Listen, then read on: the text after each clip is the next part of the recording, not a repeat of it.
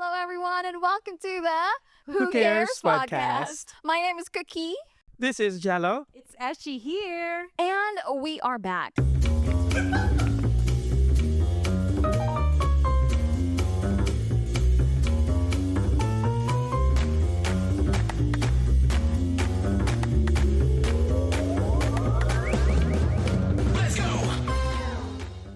I know. Walang naghahanap sa amin.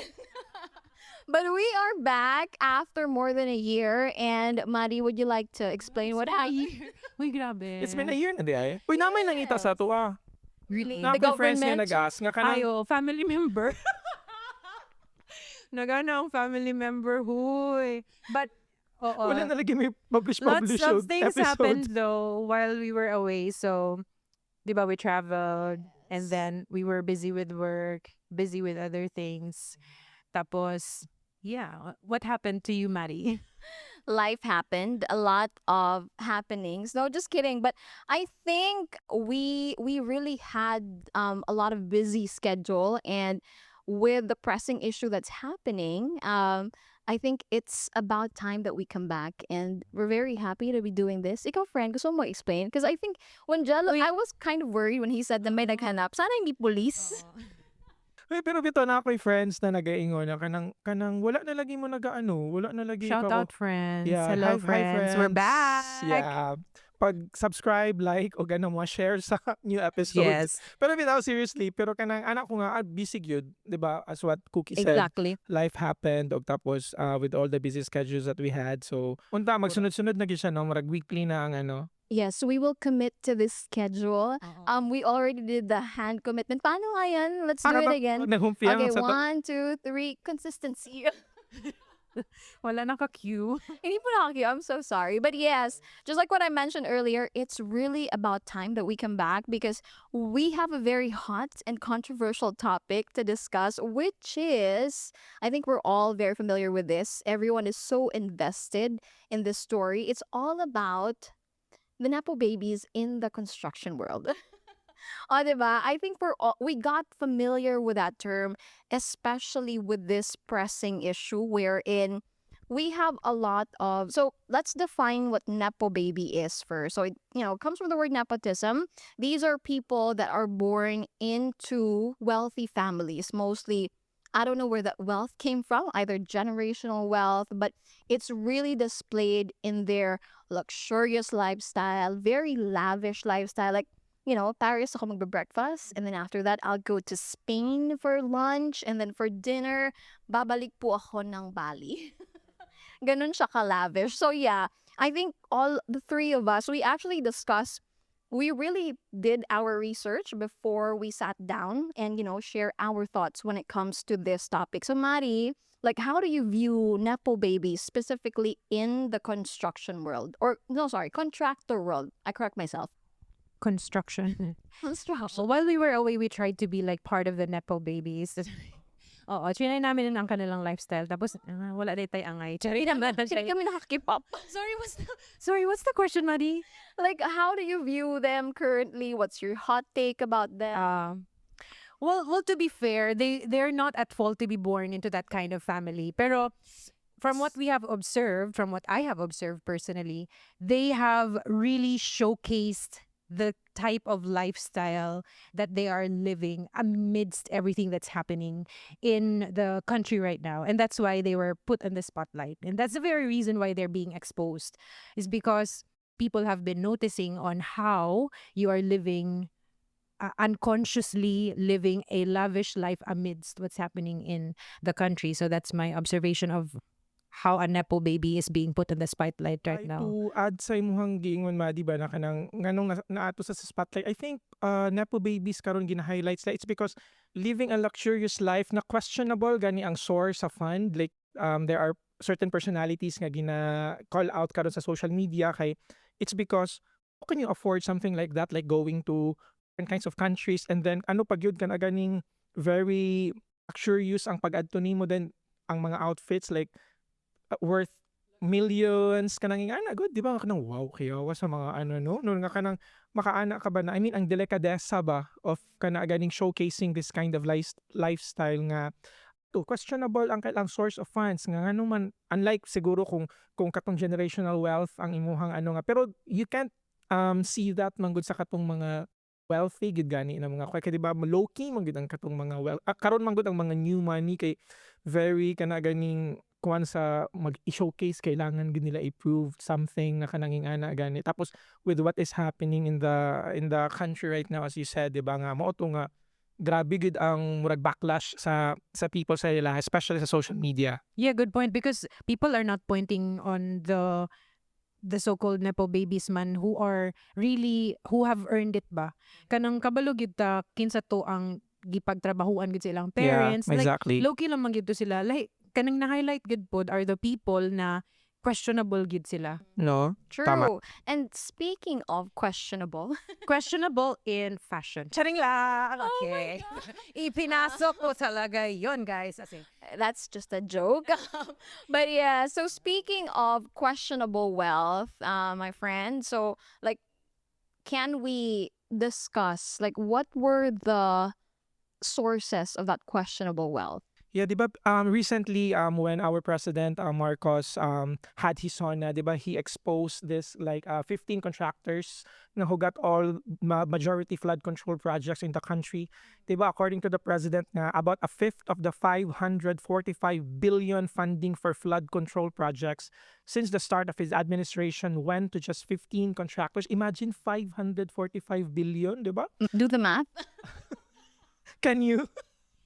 While more than 6,000 projects did not provide specifics on the nature of the construction works they covered. Pero I mean, imagine na mo ang magnitude sa ano ba no sa fund 545 billion, tapos we are still experiencing ato nga klase nga flooding sa different places in the country gani nga asa na adto ang kwarta, 'di ba? I mean, 545, I think if I'm not mistaken, it's like 1.4 something billion a day ang gina-spend daw nato sa flood control project, 'di ba no? I think i-research nato na balik din. Calculator po. No, just kidding. Go ahead, friend. Di ba nga kanang makaana ka ba nga well, apparently Philippines is really not a poor country with all these fundings ba that is going to the flood control projects. It's just that this kind of systemic corruption is happening in the country. What's your take on that, Mandy? so basically, Wala po kami script. yeah. In the Philippine setting, guys, so basically, you don't need to be good at building roads. You just need to be good or to be born into the right family. Exactly. With that funding and just 15 contractors, oh my gosh.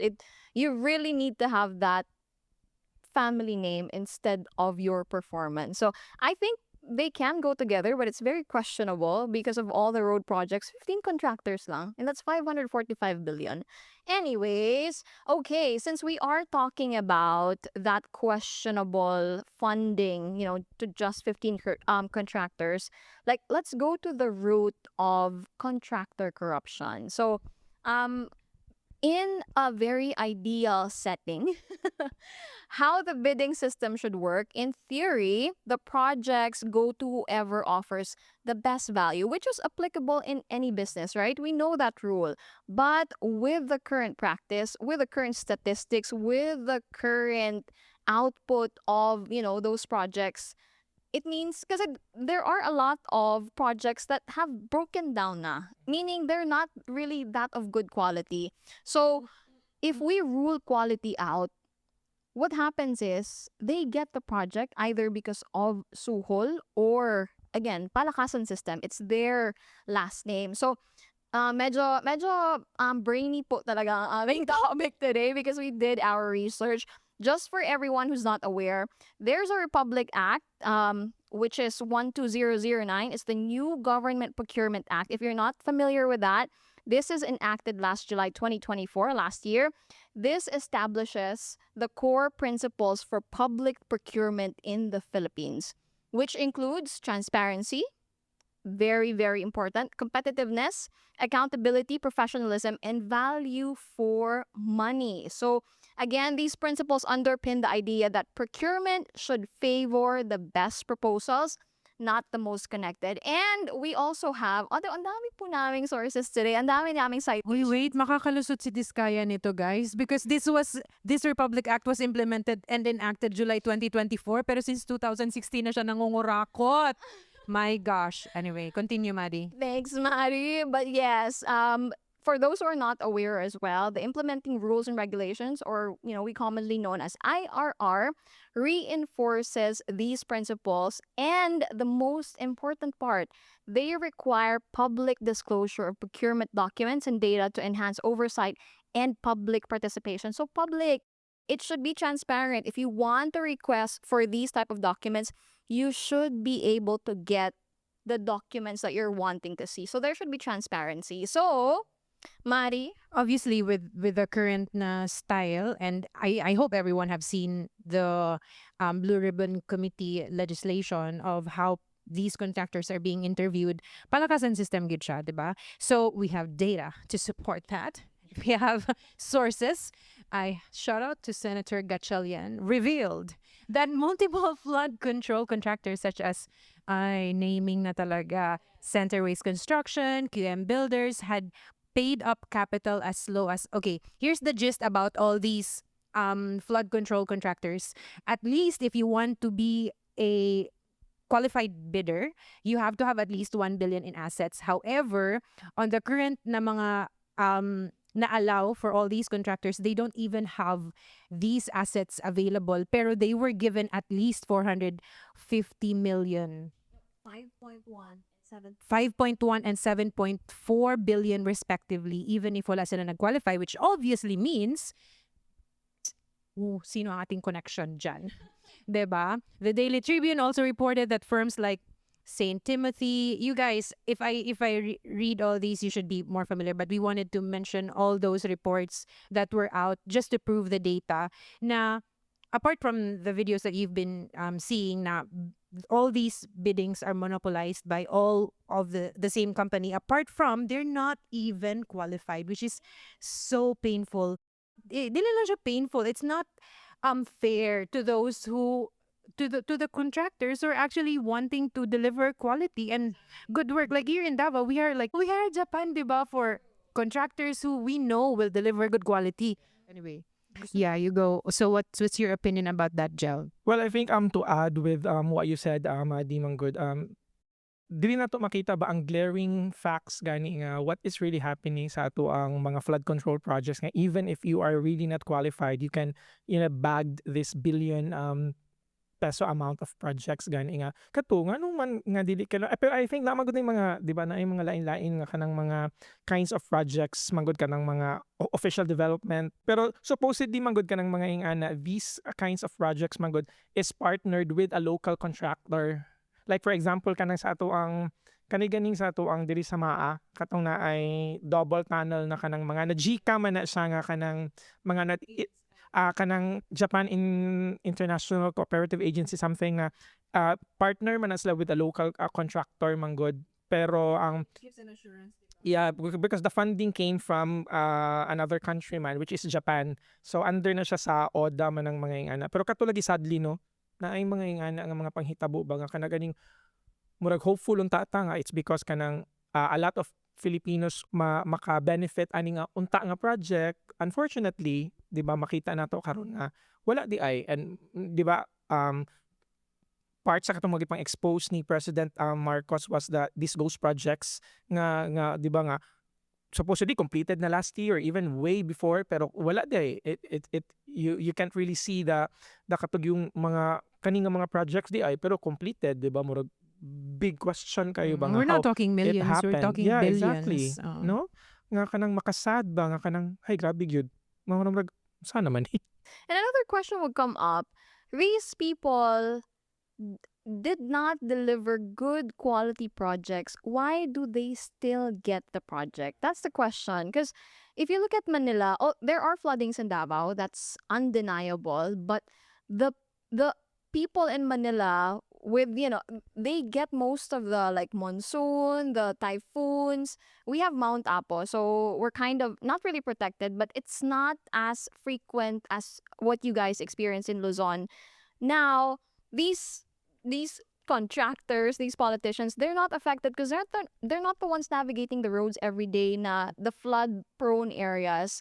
So with this billions in budget, it's so unfair to the common Filipino na they paid for the tax that our system is collecting, but they are not getting the results of that tax. Yung parang, it's again, it's not the fault of these Nepo babies, but the common Filipinos shredding their daily lives are suffering. But these Nepo babies, I'm so sorry kung nadadamay kayo, but the wealth gap is so, I would use Ashley's word, so painful. Yung parang, they get to live this lifestyle, and that's why galit ang masa. It's not just something na we're envious. It's something that points out to the truth na people just really care of getting the budget, not really the common good, which is very, how do I say that, beyond selfish, if that makes sense. Oh, diba? Medyo naging ano tayo doon. But one of the questionable facts as well is, why are these people allowed to even bid? For example, what happened with, Sarah Diskaya? She has multiple firms bidding.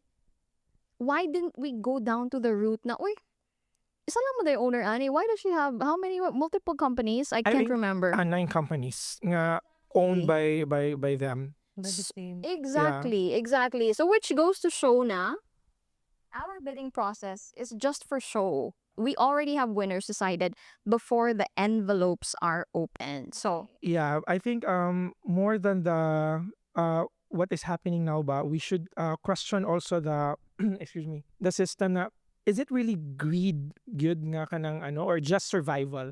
Because It if is it's greed. no. Pero I think ma-remember Have a na ko to heavy sa breathing. Kapuso mo Jessica Soho ba na kanang, diba naman to siya katong tagline nga gibuhat about sa katong mga flood control projects na ang makapagpapalubog or something about what will kanang help the country go down is really the kasakiman daw Not the flood. of the people, no? Kay, which is really true. Kanang, di ba? Kung isipon nimo, kung if these people are really here to really help the common people, I think the kanang effects of the constant flooding, di ba, sa mga typhoons and all that will be lessened. Kay we cannot really kanang erase man gyud the kanang mga effects ani nga mga natural phenomenon nga that keeps on hitting our country, kay di ba, kay You man cannot ta. control weather conditions, but Yeah, you pero can. we can minimize it Yes. through the flood control Mm-mm. project supposedly nag-undertake ani nga Yeah. mga contractors, 'di ba? Pero if this is really happening ba, so kung tanan na lang na mag-join ato nga mga bidding process, so how about those honest contractors ba nga who will not stand a chance, because kato as what you said kanina ba na kanang murag giluto naman ni lutong Macau naman ni, 'di ba? Murag atik-atik na lang tong kunuhay na ay bidding process, but in reality wala gyud, because they've already chosen the contractors na who will bag those flood control projects na being bidded out, 'di ba? exactly. And going back to that question, is it greed or just survival? It's not even a question. Yung parang, how many luxury cars do you need? How 28 daw kay Diskaya, and I think more pa yata ilang ano eh, pero like, don't you see what other people are going through? How many condos full of money pa ba do you need? Like, how much more? That's definitely greed, right? I mean, there's always going to be corruption in smaller scale or larger scale, but if you were able to deliver on the quality of life that all these Filipinos are paying for, or kanang on just look at it on a daily, there are the ones who are going to work every day, and then pag mag-flood, 'di ba? So sila gyud ang first hand na maka-experience. So at least give them the quality and kanang deliver the goods ba. So pila ka percent ang pwede nimo makurakot? Like maybe limit it to however whatever. There's always gonna be kanang people are always gonna be doing bad things, or pero greed na gyud siya. Greed na gyud ang sobra, like sobra 40. That's why you cannot blame ang social media karon for pointing at your kids. yeah, For exactly. kanang for putting them on the spotlight, and then you're saying your kids are having anxiety and all this.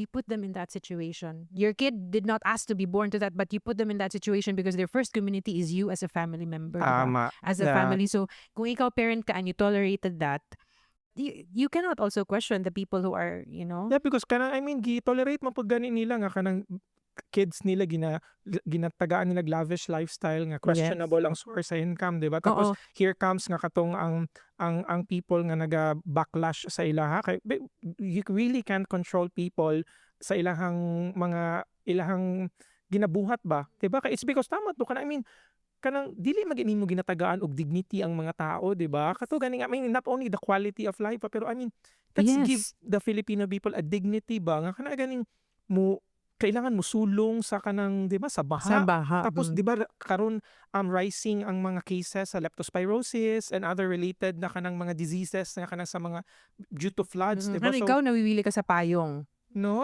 ayaw Oo. sa Rolls Royce, Oo gipalit eh. nimo ang How Rolls much Royce is because of one the Rolls umbrella. Royce compared to like a town that you have to take care, or a city in Manila that you have to take care for making sure nga dili sila mabahaan, 'di ba? Asa man ang, like, how do you equate?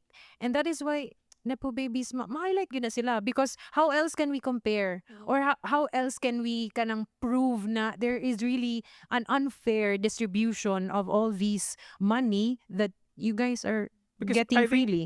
through the Nepo babies ba you can see the inequality gani of what is really happening Yes. right now. Oo. Kay, di ba, this a few just a number of people lang ba are kanang enjoying this lavish lifestyle, kanang very privileged na kanang way of life, and millions of kanang Filipinos are really suffering from Yes. the effects of the katong mga ghost projects that So at nga one, makatabang unta sa ilaha to have a more dignified kind of way of living unta ba, no? so it's been frustrating, no? At one point ba nag-drive me na wala na, I was like, love, ngano kaya no nga, how are these people kanang able to sleep, or where is God in this? And said, they're being exposed right now, and you can do whatever you can to expose as well. The Na- truth will really come to light kanang, that's why kung unsa man atong mabuhat to help expose, 'di ba? To come into these conversations and really show kung unsa man ang ginabuhat nila, and have all these facts being shared to people, because kailangan nato ipa-remind sa ilaha kung kinsa ang dapat na naga-benefit, kung unsa ang dapat nila nga buhaton, or maybe unsa ba they're stuck in that system or what, pero yeah, they really need to be exposed. Exactly. And speaking of, being stuck in that system, because Philippines has been known for corruption for quite a while. It's been many generations of, presidents na this, just like what you mentioned, friend, Philippines is not poor when it comes to budget. We have like 500 billion for flood control and all. Exactly. Now, why do these things keep happening? Like, what have we been doing? Yes, we had People Power 1, People Power 2, and I'm so, so grateful for everyone who participated in that. We removed people from power because of those movements. But why does it take a while for us to kind of put a stop on what's happening?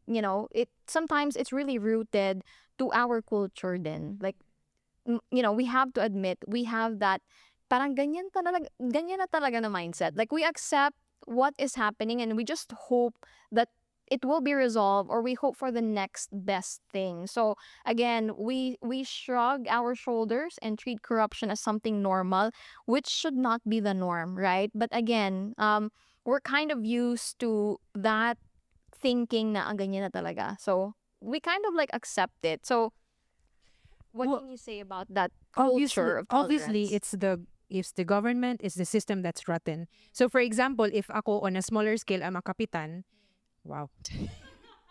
Vote for me as a kapitan. Si Boy Kapitana. Yes, Kapitana Esther. Hello. No, for example, ako on a smaller scale am a kapitan, it's already embedded in the system.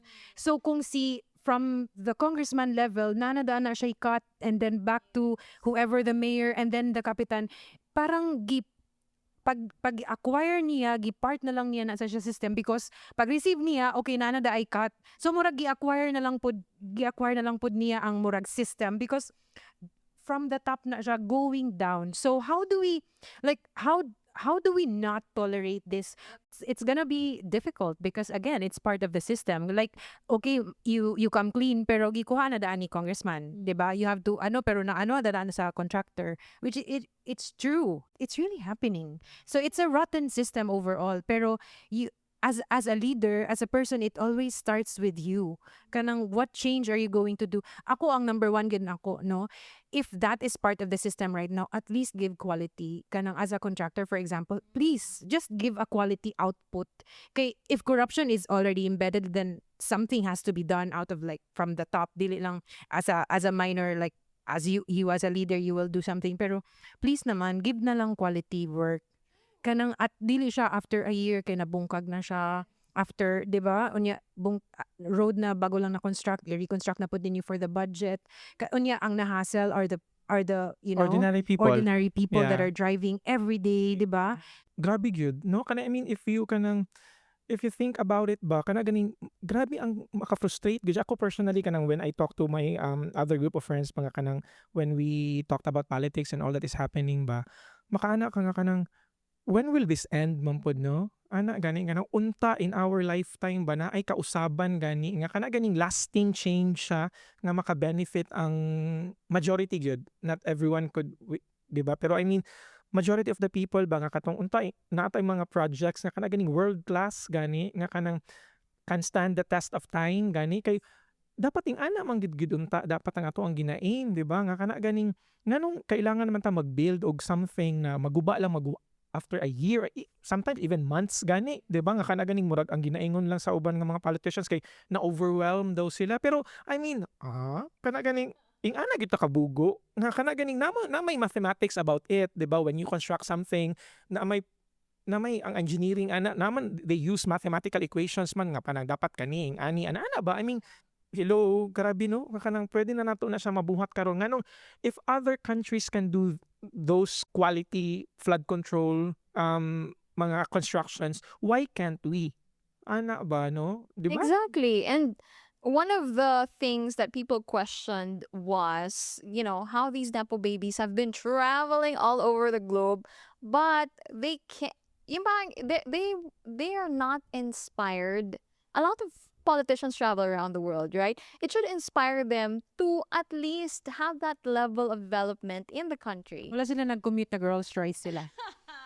Right? So, coming back to that culture of that tolerance na ganyan na talaga, it's one of the most like dangerous mindsets. Yeah, No, 'di ba? we've seen the change happen, Manggod. Exactly. Yeah. And we know it's possible. Yeah. Diba? Diba, in the term na for 6 years ni PRRD, we've seen it possible, man God, especially in Metro Manila. We've seen all these kanang build projects na gina-point out nila karon were all done previously pa. Pero the vision is there, the heart is there of unsa ang return that are supposedly for the people, 'di ba? So dili lang like lavish lifestyle that Exactly. gina-corrupt nila. Yeah. Gina-return gid nila sa tao, 'di ba? And then apart from that katundo, i-challenge nato ang mindset nato nga really nga kana ganing kanang, 'di ba, kay wala sila nga okay maybe ganyan lang na talaga, or is the most dangerous Filipino phrase, good ba, nga kana ganing if we keep on saying it nothing will ever change, pero if we just unite, 'di ba, kay kanang naamang gid sa tao ang power na gid sa if True. we just if we want change, kanang genuine change good, we really have to unite, and hopefully this is the best time to really unite and demand change from our government and also from ourselves pod, 'di ba, kay kanang dili man pwede nga sa government nato i-expect tanan ang changes, 'di ba, it should also come from us man pod nga mga tao, kay kanang kadto, 'di ba, kanang sa family man gid first dapat magsugod ang positive change, 'di ba, na kanang Your family is your first community. So, Yeah. kung giingnan kasi mong papa na, yes, I will give you BMW for breakfast. What does that bring out as a kanang anak nimo as a citizen of the country? Of course, ano lang siya kanang spoiled brat who can get whatever they want because naa sila to their head, I have unlimited source. Exactly. And going back to, Tatay Digong, we lovingly call him Tatay Digong, because he's one of the like presidents who's not just lip service. I think Filipinos are wise enough.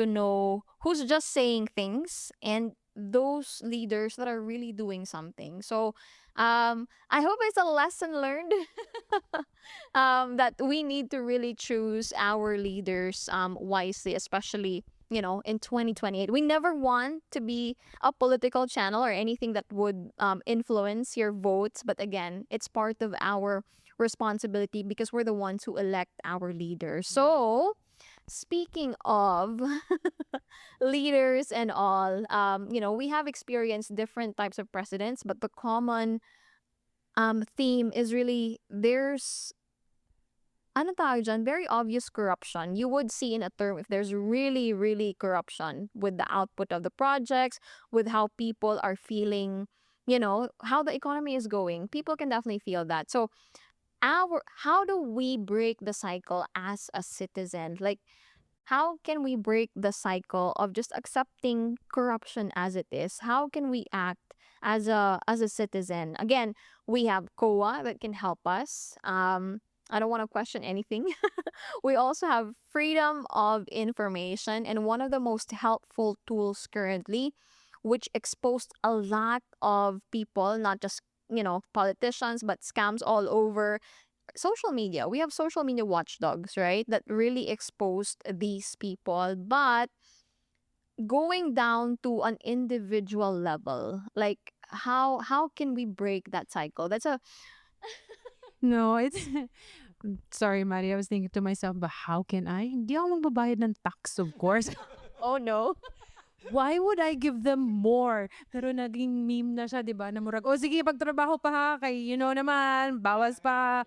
Kailangan i-support ang mga Nepo babies. O, ano na siya. It's how do I say that? I hope no, just kidding. But it will break down our system even more if we think that way. Tax money is kind of like the lifeblood of our country as well to really function well. But yeah, like if I ask you, both like on a like individual level, how can we break the cycle? I think my word for the night is night, day, hello, good morning. My word for this podcast is really expose. So, yeah, it's about demanding for accountability, but really doing your best to educate people and expose the truth. Kay like the recent election na ako'y nadunggan, and then I know I did not hear about it. I read about it na nagana sa post ba nga na-hear lang daw niya while riding, while commuting, na murag nag-conversation nila is kinsa man imong giboto niya, nagana tong isa na ay kato na lang si Kuan kay siya man ang nagatagog ayuda, mao ang na remember nga name. So if you're also thinking and kanang vouching for someone based on that nga ginahatagan ka og money and wala nimo gina-educate imong self, unsa gid ang if dili ginang ihang platform propaganda no kay corruption man good. Now unsa may propaganda nato sa percentage sa karon ka. Wait, what if ana na lang ang ilahang kanang when they rally ba mo na lang sa okay, as a congressman ang akong propaganda instead sa iha 20% ang ihang cut, ako 10% lang i-vote nyo. Ana na lang gyud kat honest corruption. What if guys, honest corruption na lang ang ato ang i-demand sa ilaha because it's part of the system naman, 'di ba? But anyway, joking aside, let's really kind of expose and educate and keep coming up with these conversations that will really inflict pain not just sa mga nagakos ato or not just exposing katong mga corrupt but also making the Filipino aware na those that are working in the corporate, sila gid ba ang diretso ginabawasan ng tax, 'di ba? Businesses, they can play like they kanang lalo na on a larger scale ng mga businesses, they can always declare whatever they want and they have all these mga like connections and all, like what we've talked about sa mga bidders and all. Pero the first people who are really experiencing that are the ones nga those that receive a minimum wage salary, automatic you are being deducted of that tax. You are qualified to really ask those questions. Ikaw gid ang number one recipient with honors. Number one ka na recipient of all these projects. Everyday, daily commodity. Ang ginahon na dapat sa government. How can I ease the daily life of the Filipinos ba na to make it easier and comfortable for them, di ba? Kapitan Eshi, let's go. How do we make it comfortable Comedy for for them? 2028 gid ni. Sige na, ikaw na kayo. Nasuko na ko na. BP please. Ba hypertension. Jel, how can we break the No? cycle? How Kuan can we mag-ano break? ta guys, mag-take og pills. Natural na po ang blush on ni Ashley because of rage. Nagkaka-high blood. Grabe na gud ang imong BP yata karon ba, murag hapit na mo abot to 90/60. Ala, murag si Zaldi. Grabe gud bitaw. I mean, you really can't help yourself but be frustrated, be angry, kanang be disappointed. Ana gud nga kanang unta gyud tama to tinud nga kanang dili, let's expose this kind of ganing corruption sa atong system. Kay for me, for this podcast pod gani nga episode na to is really to stay vigilant pod sa kay, I mean, dili lang gid ni siya dapat karon dapat kuan gid ni siya, dapat kailangan nato siya ipadayon gani, like para let's always call out and demand gid ba nga kanang what is due for us ba Filipino people gani, nga kanang dili lang ta pwede dapat nga mo maging ganing lax lang nga kanang okay kanang mo lang man ako ang deserve, 'di ba, nga kanang mura man ako ang deserve, nga kanang ang baha, kung mukusog ang ulan magbaha, so ang tubig tagatuhod deserve na ko ni kana kay ana kana ganing, I mean, very sad ba no, nga kana ganing nisugot lang ka ngayon ana nga kana In ganing, fact, na 500 billion. di ba? Imagine sa 3 years lang to nga project, 545 billion ang budget man di ay, pero I mean for that alone dili na to pwede ma-mitigate ning kaning mga floodings nga nagapanghitabo sa ato, di ba, nga kanapod ganing also nga kana ganing let's challenge ba the millennials, us and the Gen Z alike, na kanang can we really kanang break this cycle in our lifetime gani, nga kanang can we really demand real changes or a YSL bag or Or monster trucks para sa bahay. No, just kidding. No. 'di ba, or maybe kanang kanang tawag ana i-challenge gyud nato ato ang self ba, nga kanang let's really aim for kanang what we can see when we go abroad gani, when we're privileged enough to really go abroad and then see all these kanang wonderful projects nga kanang makita nato sa laing nasod nga gina-enjoy sa common people gani, nga kanang hopefully gid nga moabot sa ato ang time nga kana ganing kanang maging proud ta sa mga government projects na these contractors undertook ba for all of us Filipinos gani, nga maka-help unta nga kanang maka-elevate sa katong to really Quality give of life. quality of life, ma-improve kay supposedly mao man gyud na dapat, 'di ba? Kana ganing dili ta dapat mahitabo gini dapat sa ato ang mahitabo ni dapat sa ato ang lifetime. Iampo nato, it is a challenging time for all of us Filipinos, 'di ba? Really kay lisod man gud ni siya kay because we are kanang going against the system man, 'di ba? As you said earlier nga kanang ring naana siya sa system 'di ba? Nga kanang murag sa mga kuan pa lutong Macau na siya daan because we are going against the flow, 'di ba? Murag challenging gyud siya, but it is for me kanang achievable siya if we just unite, all of us Filipinos, kay the power is within us man. Let's not forget ba nga kanang we as a Filipino good have the power to really demand change from the government, kay kita ang nagbutang sa ila. True. If not for us, kanang mga naadira sa government wala man na sila, 'di ba? Niluto nila gamay pero kita gid ang naghatag sa magic sarap. I like that Kita analogy, ang Maddie. betsin. Yes. I like that analogy. And I think one of the things that we're a Christian nation. Philippines is Catholic. We have different, but I would generally say that most of us, we're in a Christian community, as I would say. So, I would definitely add, as a Christian, pray for our country, pray for our leaders, really have that as part of your daily prayer. There's nothing that's impossible with our God. I'm very, very sure of that. Pinned location, Lord, rain, fire. There is a location ni Malacanang, Charlang. Naa siya karon dito, Lord. Ano siya karon? Nagland ang private jet. Yes, kana siya nga jet. Gidala pod na siya sa dahig. Confirmed, Lord. Okay. Rain, fire. Ano lang unta, no? Pwede ana. Lagi Ay na. nga nga What if option ingon ba, na lang no? ang way ni Lord pagpa-learn sa tao, pero dili man, no, you No. really have to learn differently. Sige. Okay, Exactly. Mari. Sige, Mari. I always joke about that. Lord rain fire. No, just kidding. But yes, I always, as long as we wake up every morning, there's always hope.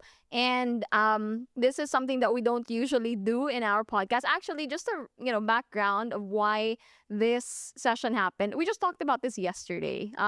And this is one of our way to kind of contribute as well. Talk about it. One of the ways as well is you can talk about it with your friends rather than, talking about a specific person. Talk about the current Nepo events. babies ang pag-usapan. Yes. Instead of your friends nga wala sa grupo. Exactly. Educate yourself of what's currently happening because the only way that you can form a solid opinion of what's happening is you are informed about it, right? So if you can research about it, go. If you can't talk about it to anyone who has no idea, because to be quite honest, I wasn't really that involved before this podcast. So it helps to kind of like ignite your passion towards Your public anger. your passion towards public service and what you deserve as a citizen if you're fully aware of what's currently happening, what your rights are, what the system should be. So, with that, we would like to kind of wrap up the podcast by going back to the core of how we function as a citizen, which is the Philippine Constitution. So, Mari, do you want to read the preamble? Guys, let's raise our right hand. No, the this is to remind everyone, right, of the power that we have and the rights that we have, and it is written in the Constitution. So, di ba? Ako gid magbasa ni. Dili din nato i-recite tanan. Okay, No. 1987 Constitution of the Republic of the Philippines. The preamble says, "We, the sovereign Filipino people, imploring the aid of Almighty God, in order to build a just and humane society and establish a government that shall embody our ideals and aspirations, promote the common good, conserve and develop our patrimony, and secure to ourselves and our posterity the blessings of independence and democracy under the rule of law and a regime of truth, justice, freedom, love, equality, and peace, do ordain and promulgate this Constitution." Oh, diba? Like, when you read that, how far are we from this, like, preamble, supposedly? Is it currently happening in the country? Are our public officials promoting common good? Like, with their projects, with how they lead each project, are they conserving, what do you call that?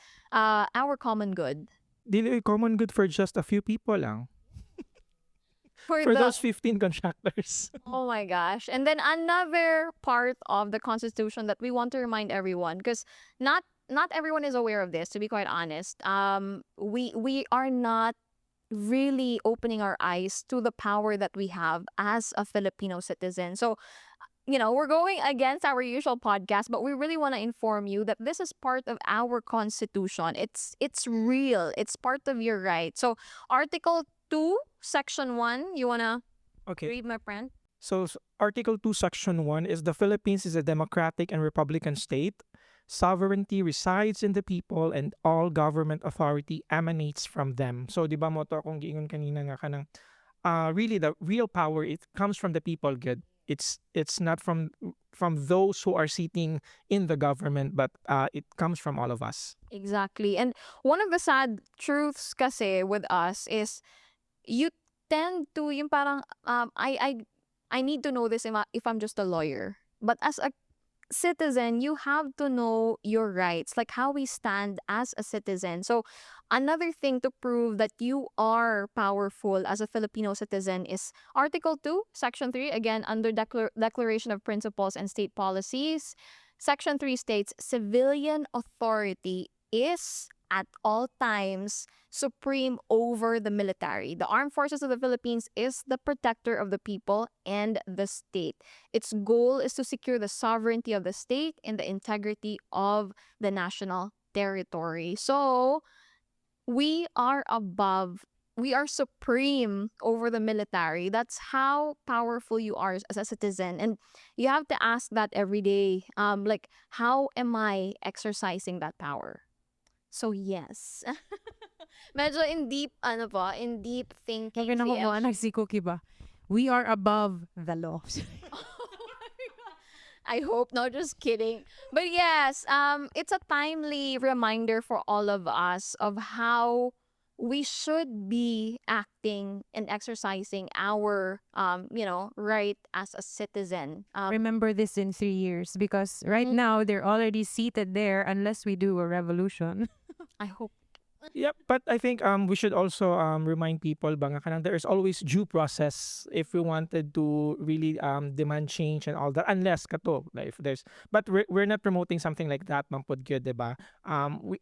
We wanted really is kanang kato demand change from the government, and hopefully really to kanang change this kanang systemic corruption ba that is happening in our country kay in all levels man gud ni, 'di ba no? Nga kanang sadly ba nga kana ganing um if we want to really have a more comfortable life to the majority of the Filipino people, we really need to demand genuine change from the government and also from ourselves pod. Ana gid pod na kana ganing let's aim for a better life, let's aim for a more prosperous life. Pero kadto, it should always come from us mapud good ang change ba nga kana ganing ato ang gusto nga mahitabo sa ato ang lifetime, 'di ba? Nga hopefully pud nga mahitabo pud siya gid ba kay kato gani akong giingon ginabalik-balik nako systemic gid siya nga problema ba, so very challenging siya for all of us, but um every day nga, nga naapagihapon ta there's always hope, so let's not forget pud that, and syempre ang guidance sa Ginoo pud. Exactly. We have come to the end of our podcast, and just like what we said earlier when we started, we will do our best, God willing, to really be consistent with the podcast because I enjoy doing this. I enjoy doing this with you both. It's a good way to kind of educate people and at the same time say our opinions on things. And to everyone who has reached this part of the podcast, thank you so much. Thank you so much for reaching this part of the podcast. And as per usual, if you would like to join the conversation, please feel free to leave us a comment. Let us know what you guys would want us to talk about next. These topics that we're talking about, I know we are just, scratching the surface of the big topics.